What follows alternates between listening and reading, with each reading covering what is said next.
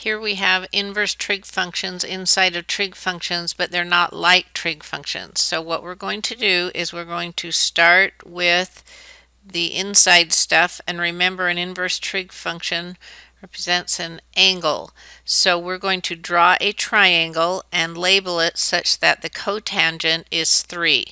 I'm going to make it here in quadrant 1 because it's positive, and tangent is opposite over adjacent, so cotangent is adjacent over opposite. So if we make it into a fraction, adjacent is 3 and opposite is 1. We can then do 3 squared plus 1 squared equals c squared, so the hypotenuse is going to be the square root of 10. Now that we have this triangle representing this angle theta, what we need is the cosecant of this. So we know that sine is opposite over hypotenuse, and cosecant is the reciprocal of that, so it's hypotenuse over opposite.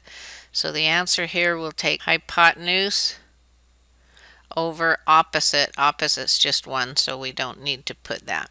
All right, let's go look at our second one. And again, we have the inverse trig function inside, and that equals an angle. So we're going to draw a triangle to represent that. And because it is the secant equals -5/4, but our restriction here for secant would be 0 to pi. We'll make it over here in quadrant 2.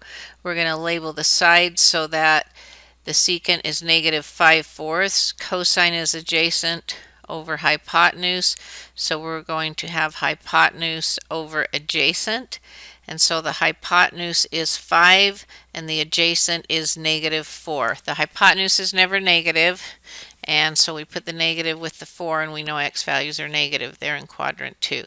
I recognize this as a 3, 4, 5 right triangle, and so this side is 3. You could do a Pythagorean theorem if you didn't recognize that. So now that we have this triangle representing theta, we need the tangent. And so tangent is opposite over adjacent, so that will be -3/4.